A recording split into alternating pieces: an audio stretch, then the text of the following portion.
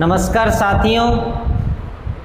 तो हम संधि प्रकरण के विषय पर चर्चा कर रहे थे और हमने हल संधि के दो भेदों को पढ़ लिया था। एक तो इष्टुत्व हल संधि और दूसरा इष्टुत्व हल संधि। दोनों भेदों की हमने परिभाषा, इष्टुत्व संधि की परिभाषा, उसके उदाहरण, इष्टुत्व संधि की परिभाषा और उसके उदाहरणों के बारे में चर्चा कर ली थी। अब देखिए, आज हम हल संधि का जो तीसरा भेद है जसत्व हल संधि, जसत्व हल संधि, उसके विषय पर चर्चा करेंगे। जसत्व हल संधि। तो आज का हमारा जो प्रकरण वो कौन सा है? जसत्व हल संधि। तो जसत्व संधि कहाँ होती है? तीसरा भेद है जसत्व।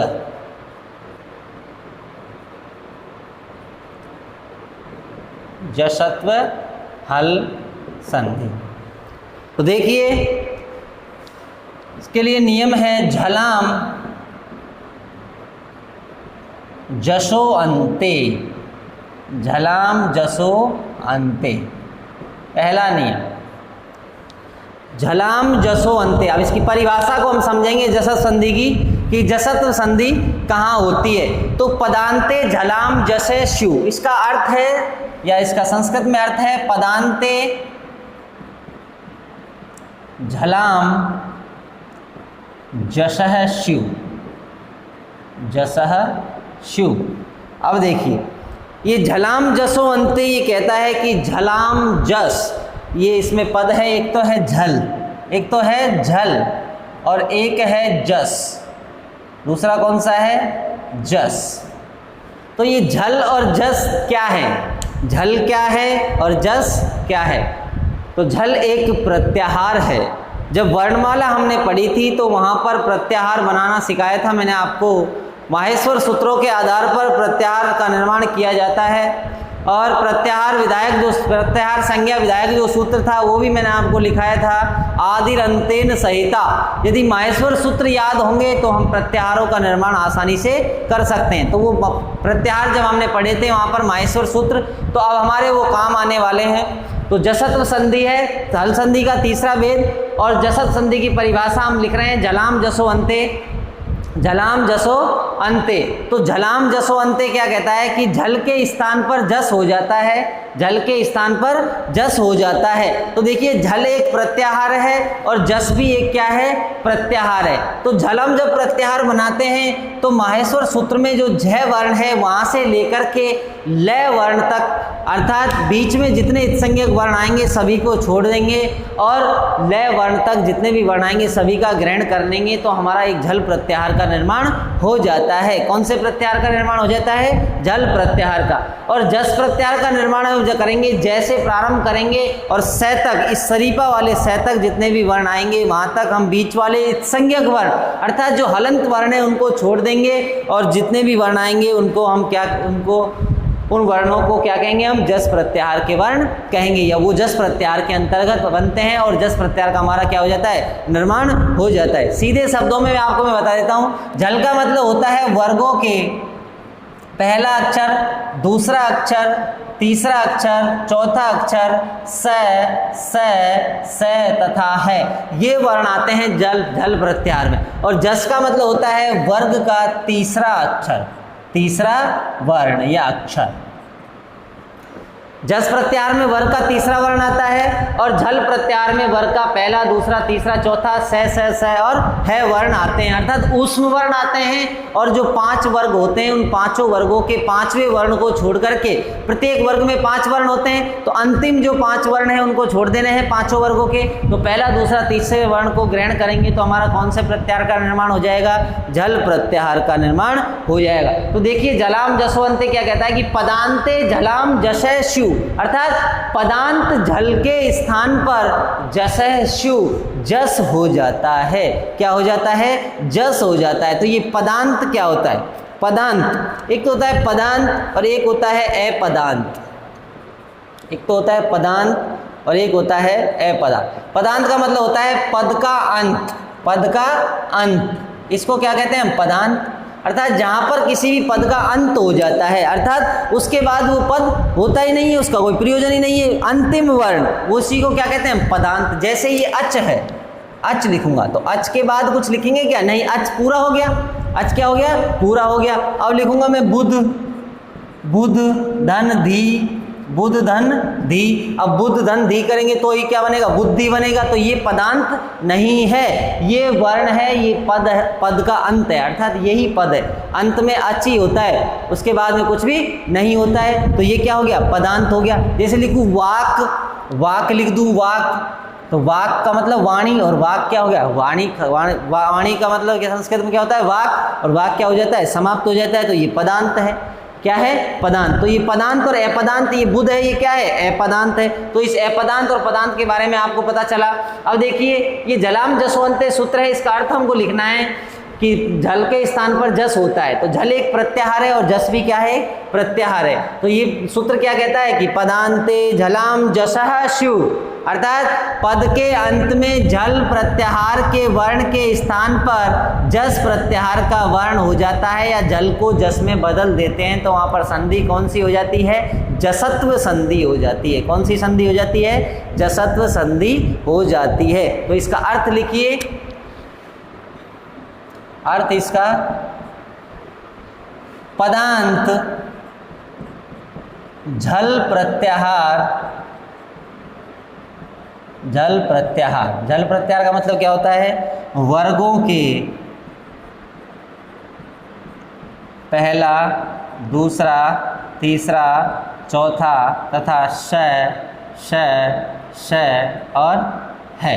तो झल प्रत्याहार में कौन से वर्ण आते हैं, कैवर का क ख घ आएंगे, चेवर का च छ ज झ आएंगे, तेवर का ते थे द ध आएंगे, पेवर का पे फे बे भे आएंगे, और टेवर का ट ठ ड ढ आएंगे, ठीक है। और उसके बाद से है आएंगे। झल प्रत्याहार जब बनाते हैं तो माहेश्वर सूत्र बोल कर देखिए, झ से लिखेंगे, झ भ ग ढ ध ज ब ग ड द, और ख फ छ ठ थ च ट त क प, और स र, और है ले। जल प्रत्याहार जब बनाते हैं, देखिए और बना के बता देता हूँ आपको। जल प्रत्याहार बनाएंगे तो झ से प्रारंभ करेंगे, झ भय, ये आता है, लेकिन ये को हम क्या कर देंगे, छोड़ देंगे, क्योंकि ये इत्संज्ञक वर्ण है और प्रत्याहार बनाने के लिए इत्संज्ञक वर्णों को क्या होता है, छोड़ना होता है। तो झ भय, उसके बाद घ ढ ध, से को छोड़ देंगे क्योंकि इत्संज्ञक वर्ण है, घ ढ ध, ज ब ग ड द, ख फ छ ठ थ च ट त क प श स और ह, ये झल प्रत्याहार में आते हैं। ये वर्ण कौन से प्रत्याहार में आते हैं, झल प्रत्याहार में। अब देखिए जस प्रत्याहार बनाएंगे तो माहेश्वर सूत्र में जैसे प्रारंभ करेंगे तो ज ब ग ड द और सही आता है, इसको भी छोड़ देंगे। तो जस प्रत्याहार में कौन कौन से आएंगे, ज ब ग ड ध, ठीक है। तो देखिए जल प्रत्याहार में वर्ग का पहला अक्षर आया, अर्थात च वर्ग का पहला अक्षर च, ट वर्ग का पहला अक्षर ट, त वर्ग का पहला अक्षर त, क वर्ग का पहला अक्षर क, और प वर्ग का पहला अक्षर प। 5 वर्ग हो गए, पांचों वर्गों के पहला अक्षर हो गया, झल प्रत्याहार में आता है। उसके बाद स तीनों क्या है, ऊष्म वर्ण है। ये क्या है, ऊष्म वर्ण है तीनों चारों। स ह ऊष्म वर्ण, जिन वर्णों का उच्चारण करते समय हमारे मुख से गर्म वायु बाहर निकलती है, उन वर्णों को क्या कहते हैं, ऊष्म वर्ण कहते हैं। उसके बाद देखिए त वर्ग का त है दूसरा वर्ण, ट वर्ग का दूसरा वर्ण, च वर्ग का दूसरा वर्ण, प वर्ग का दूसरा वर्ण, क वर्ग का दूसरा वर्ण, त थ ट ठ च छ प फ क ख। तो ये क्या हो गया, वर्ग का दूसरा वर्ण हो गया। उसके बाद च वर्ग का तीसरा वर्ण, प वर्ग का तीसरा वर्ण, क वर्ग का तीसरा, ट वर्ग का तीसरा और त वर्ग का तीसरा, वर्ग का कौन सा हो गया, तीसरा वर्ण हो गया। झ भ ग ढ वर्ग का कौन सा हो गया, चौथा वर्ण हो गया। तो जल प्रत्याहार में प्रत्येक वर्ग का पहला, दूसरा, तीसरा, चौथा और ऊष्म वर्ण से आते हैं, तो हमारा कौन सा प्रत्याहार बन जाता है, जल प्रत्याहार। तो पदांत जल प्रत्याहार अर्थात वर्ग का पहला, दूसरा, तीसरा, चौथा से है। पदांत जल प्रत्याहार के वर्ण के स्थान पर जस प्रत्याहार का वर्ण हो जाता है। जल प्रत्याहार के वर्ण के स्थान पर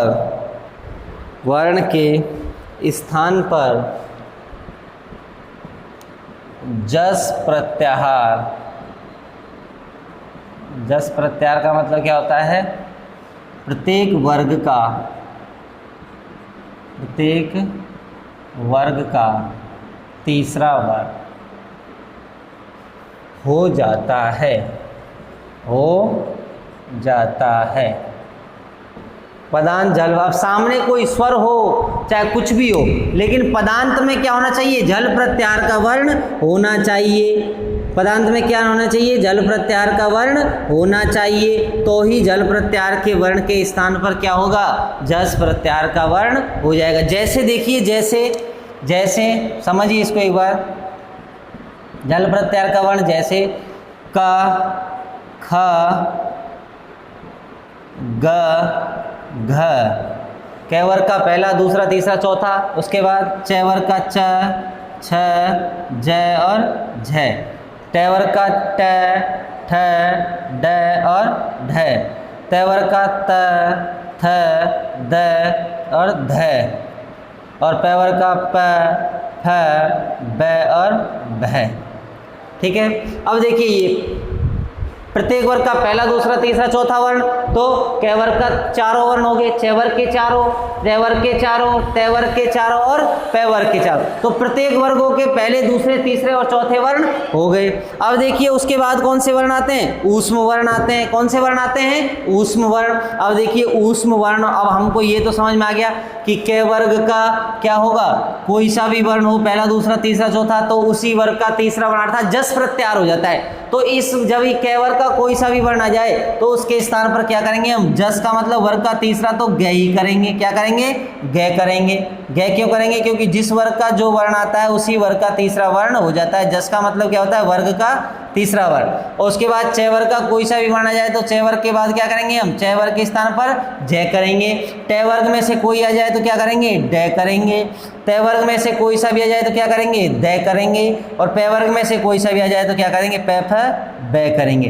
तो जस अर्थात जल के स्थान पर जस हो जाता है। तो जल के स्थान पर हमको क्या करना है? जस करना है। तो जल तो ये हो गए और उसके बाद जस ये हो गया, अर्थात कै वर्ग के स्थान पर कै वर्ग का कोई सा भी वर्ण आएगा तो उसके स्थान पर कै वर्ग का ही तीसरा वर्ण होगा। चाहे के आ जाए, चाहे खे आ जाए, चाहे गे आ जाए, चाहे घे, कोई सा भी आ जाए तो हमको करना क्या है? गे ही करना है। जसत संधि कब करेंगे? जब पदांत झल प्रत्याहार का वर्ण इधर हो तो करेंगे। समझ में आया?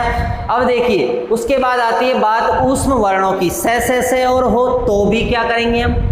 से। तो अब देखिए वर्गों के इस जस प्रत्याहार में तो पांचों वर्गों के 5 वर्ण आते हैं, तीसरा अक्षर आ जाते हैं। लेकिन यदि ये से है आ जाए तो हम कौन सा वर्ण करेंगे? यहाँ पर बात हमको थोड़ी सी समझने की है कि यदि से है आ जाए तो वहाँ पर हम कौन सा वर्ण करेंगे। तो देखिए हमने उच्चारण स्थान पढ़े थे। क्या पढ़े थे? उच्चारण स्थान। और उच्चारण स्थान जब आपने पढ़े थे तो मैंने आपको बताया था वर्णों की यदि सवर्ण संज्ञा करनी है तो उच्चारण स्थान और आभ्यंतर प्रयत्नों का होना जरूरी है। तो उच्चारण स्थान यदि समान होंगे तो वर्णों की सवर्ण संज्ञा हो जाती है। अब देखिए अब हम यहाँ उच्चारण स्थानों को काम में लेंगे। पहला जो सूत्र था अकु है विसर्जनीय नाम कंठ। ए और कु का मतलब कवर्ग, विसर्ग और है का उच्चारण स्थान क्या होता था? कंठ होता था। क्या होता था? कंठ। तो है का उच्चारण स्थान भी कंठ होता है और कै वर्ग का उच्चारण स्थान भी कंठ होता है। तो ये दोनों समान है। तो है आ जाए तो है के स्थान पर कै वर्ग का तीसरा अक्षर क्या होगा? गे होगा। क्यों होगा? क्योंकि इसका उच्चारण स्थान भी कंठ है का, और इसका भी उच्चारण स्थान गे का भी कंठ है, और कै वर्ग का पूरे का उच्चारण स्थान क्या है? कंठ। अब देखिए इचु यसानाम तालु दूसरा पढ़ा था। ई चू का मतलब चवर्ग, ये और शय, इस शरीफा वाले से का उच्चारण स्थान तालु होता है। तो च वर्ग का कोई सा भी अक्षर आ जाए तो हम जय करेंगे, और ये वाला शरीफा वाला से आ जाए तो भी हम क्या करेंगे? जय करेंगे। क्योंकि इस जय का उच्चारण स्थान भी क्या होता है? तालु होता है। च वर्ग का उच्चारण स्थान तालु और इस शरीफा वाले से का भी उच्चारण स्थान क्या होता है? तालु होता है। समझ में आया? उसके बाद देखिए ऋतु रसाणाम मूर्धः, ऋतु रे और श, इस वाले से का, ये षटकोण वाले से, री का मतलब री, टू का मतलब टवर्ग, रे और मूर्धन्य सकार जो होता है इसका उच्चारण स्थान क्या होता है, क्या होता है, मूर्धा होता है। तो इस टैवर्ग का कोई सा भी वर्ण आ जाए तो टैवर्ग और से आ जाए तो से के इस वाले से के स्थान पर हम क्या करेंगे, जस में वर्ग का तीसरा अक्षर ड ही करेंगे। इस वाले से के स्थान पर भी क्या होगा, ड। क्यों होगा, क्योंकि इसका उच्चारण स्थान भी मूर्धा होता है, इस ड का उच्चारण स्थान भी क्या होता है, मूर्धा होता है। तो उच्चारण स्थान समान होने के कारण हम इसके स्थान पर भी क्या करेंगे, ये करेंगे। उसके बाद आता है ऋतु लशानाम दंतः, ऋतु लशानाम दंता, ये सलेट वाला से आ जाए तो सलेट वाले से के स्थान पर हमको द करना है, क्योंकि इस सलेट वाले से का उच्चारण स्थान भी क्या होता है, दंत होता है, और तैवर्ग का उच्चारण स्थान भी क्या होता है, दंत होता है। ठीक है, तो ये श श श है, ये चार वर्ण है, जल प्रत्याहार में आते हैं, तो इन वर्णों के स्थान पर भी जस होता है। तो जस का मतलब उसी वर्ग का तीसरा वर्ण, प्रत्येक वर्ग का तीसरा वर्ण, अर्थात उसी वर्ग का, तो उसी वर्ग का तीसरा, जस प्रत्याहार में आते हैं प्रत्येक वर्ग के तीसरे वर्ण। तो जब ये आएंगे तो हमको उसी वर्ग का तीसरा करना है, और ये से आ जाए तो ये वाला से आए तो द करेंगे, ये वाला से आएगा तो ड करेंगे, ये वाला से आएगा तो ज करेंगे, और है आएगा तो ग करेंगे। क्यों, क्योंकि उच्चारण स्थान इनके समान होने के कारण ये ऐसे करने होते। ठीक है, तो पदांत झल प्रत्याहार के वर्ण के स्थान पर जस प्रत्याहार का वर्ण हो जाता है, तो वहां पर संधि कौन सी होती है, कौन सी होती है, जसत्व संधि होती है। कौन सी संधि होती है, जसत्व संधि होती है। ठीक है, तो ये समझ में बात आपको आई। तो ये जल प्रत्याहार है, उसके स्थान पर हमने क्या किया, जस किया। इसको साइड में करके भी लिख लीजिए, पदांत झल, पदांत झल के स्थान पर क्या होता है, जस होता है। क्या होता है, जस। जस का मतलब वर्ग का तीसरा, वर्ग का तीसरा, और झल का मतलब वर्ग का पहला, दूसरा, तीसरा, चौथा, और स और तो इसके स्थान पर ये होता है, तो वहाँ पर संधि कौन सी होती है, जसत्व संधि होती है। अब सामने चाहे स्वर हो चाहे व्यंजन हो, कोई फर्क नहीं पड़ता है, लेकिन पदांत होना चाहिए, अर्थात पूर्व पद क्या होना चाहिए, पदांत होना चाहिए। तो अब देखिए इसकी उदाहरण की बात आती है। उदाहरण देखिए, पहला है वाक्धन ईशः, वाक्धन ईशः, वाक्धन ईशः। अब देखिए वाक, वाक का मतलब होता है वाणी, और सामने क्या है, ईशः, सामने से कोई मतलब नहीं। अब ये देखिए वाक जो पदांत है, पदांत है या नहीं है। अब देखिए ये जल प्रत्याहार का वर्ण है या नहीं, यदि पदांत में जल प्रत्याहार का वर्ण होगा तो उसके स्थान पर जस प्रत्याहार का वर्ण होगा। तो ये पदांत है और ये जल प्रत्याहार का वर्ण है कै, क्योंकि कै वर्ग का पहला अक्षर है कै, और जल प्रत्याहार में प्रत्येक वर्ग का पहला अक्षर भी आता है, तो ये पदांत है। तो इसके स्थान पर हमको क्या करना है, जस प्रत्याहार का वर्ण करना है। अब देखिए ये कै है जो कै वर्ग का है, तो इसके स्थान पर क्या होगा, उसी वर्ग का तीसरा वर्ण हो जाएगा। तो क्या बनेगा, वाक की जगह क्या बन जाएगा, वाग्धन ईशः। कै के स्थान पर क्या हो गया बदलाव, ग हो गया, क्योंकि जल के स्थान पर हमने क्या कर दिया, जसत्व कर दिया। और ग आधा व्यंजन है, सामने स्वर है, मिल जाएगा तो क्या बनेगा, वागीशः, अर्थात वाणी की देवी या वाग के ईश्वर कौन है, माँ सरस्वती। कौन है, माँ सरस्वती। तो वागीशः में संधि कौन सी है, जसत्व हल संधि। कौन सी है, जसत्व हल संधि है। ठीक है, अच धन अंत है। दूसरा उदाहरण देखिए, अच धन अंतः। अब इधर देखिए अच, अच का मतलब होता है स्वर, ये पदांत है, और पदांत है जल प्रत्याहार का वर्ण है या नहीं, च है, च वर्ग का पहला अक्षर है, और जल प्रत्याहार में वर्ग का पहला अक्षर आता है। तो इसके स्थान पर हम क्या करेंगे, जस करेंगे, तो च वर्ग का कौन सा अक्षर हो जाएगा, तीसरा अक्षर कौन सा होता है, च छ ज हो जाएगा। मिलाएंगे तो क्या बनेगा, ए ज धन अंत है। आधा व्यंजन है, सामने स्वर है, मिल जाएगा तो क्या बन जाएगा, अजंतः। अजंतः, अजंत में भी संधि कौन सी है, जसत्व हल संधि है। कौन सी संधि है, जसत्व हल संधि। तीसरा उदाहरण देखिए, तीसरा उदाहरण है अच धन आदि,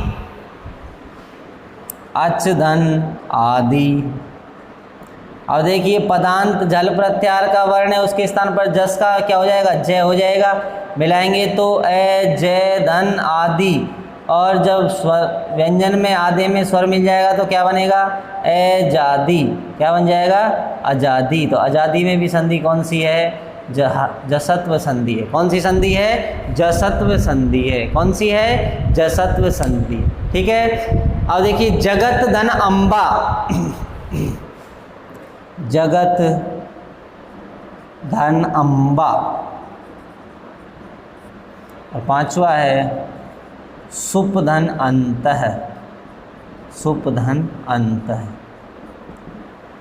अब देखिए ये पदांत झल है, और पदांत झल क्या है, त है, तो त के स्थान पर उसी वर्ग का तीसरा वर्ण हो जाएगा, तो त वर्ग का तीसरा वर्ण तैत है, द हो जाएगा। क्या हो जाएगा, द बन जाएगा। मिलाएंगे तो क्या बनेगा, जय गय, त की जगह जय हो गया तो द, उधर क्या है अम्बा। मिलाएंगे तो क्या बन जाएगा, द में आधे स्वर में, आधे व्यंजन में स्वर मिल जाएगा तो क्या बन जाएगा, जगदम्बा। क्या बनेगा, जगदम्बा। तो जगदम्बा में कौन सी संधि है, जसत्व संधि है। अब देखिए सुप धनंत है, तो पदांत है सुप, और पदांत सुप में पे वर्ग का पहला अक्षर है पे, इसके स्थान पर उसी वर्ग का क्या हो जाएगा, जस क्या हो जाएगा, पे बे हो जाएगा। मिलाएंगे तो सु बे आधा, सामने क्या है, अंत है। अब आधे बे में ए मिल जाएगा तो क्या बन जाएगा, सुबंत है, अर्थात सुप अंत है इति सुबंत है। सुबंत में कौन सी संधि है, जसत्व हल संधि। कौन सी संधि है, जसत्व हल संधि है। ठीक है। अब देखिए सट धन राग है या सट धन आनन है, सट धन आनन है। अगला उदाहरण और देख लीजिए, छठा, सट धन आनन है। अब देखिए टेवर का पहला अक्षर है, तो झल प्रत्याहार का वर्ण है, इसके स्थान पर जस का वर्ण क्या हो जाएगा, टेट है, ड हो जाएगा। मिलाएंगे तो से ड धन आनन है, और जब आधे व्यंजन में स्वर मिलाएंगे तो क्या बन जाएगा, सडानन है, सडानन है। क्या बनेगा, सडानन है। सडानन में संधि कौन सी है, जसत्व हल संधि। कौन सी संधि है, जसत्व हल संधि है। समझ में आया। और देखिए जगत धन ईशः, जगत धन ईशः, हाँ जगत धन ईशः तो हमने लिख लिया था। अब देखिए वाक धन दानम या यत धन उक्तम, यत धन उक्तम, यत धन उक्तम। अब इधर देखिए यत पदांत है, झल प्रत्याहार का वर्ण है, इसके स्थान पर जस तैत है, द हो जाएगा। मिलाएंगे तो ये आधा द, उधर क्या है, उक्तम है, और आधे दे में व्यंजन मिल जाएगा, ऊ स्वर मिल जाएगा तो क्या बन जाएगा, यदुक्तम। क्या बन जाएगा, यदुक्तम। तो यदुक्तम में भी कौन सी संधि है, जसत्व हल संधि। समझ में आया। तो जलाम जसवंते, पदांते झलाम जसशु, अर्थात पदांत झल के स्थान पर, अर्थात पद के अंत में यदि जल प्रत्याहार का वर्ण हो तो उस जल प्रत्याहार के वर्ण के स्थान पर जस प्रत्याहार का वर्ण हो जाता है। कब होता है, पदांत में यदि जल प्रत्याहार का वर्ण हो तो। और जल का मतलब होता है वर्ग का पहला, दूसरा, तीसरा, चौथा वर्ण, से है, अर्थात ऊष्म वर्ण। ठीक है। और जस का मतलब होता है वर्ग का तीसरा वर्ण, और जल के स्थान पर जब जस होता है तो यदि कै वर्ग पदांत में है तो कै वर्ग का ही तीसरा अक्षर करना है, यदि पै वर्ग पदांत में है, पै वर्ग का अक्षर पदांत में है तो पै वर्ग का तीसरा वर्ण करना है, टै वर्ग पदांत में है तो टै वर्ग का तीसरा वर्ण करना है। और ये से है, ये ऊष्म वर्ण यदि पदांत में आपको दिखे तो इनके स्थान पर उच्चारण के अनुसार उसी वर्ग का तीसरा वर्ण करना है। जैसे ये है तो है का उच्चारण स्थान कंठ होता है, कै वर्ग का कंठ होता है, तो है के स्थान पर क्या करना है हमको, कै वर्ग का तीसरा अक्षर कंठ करना है। समझ में आ गया। ठीक है।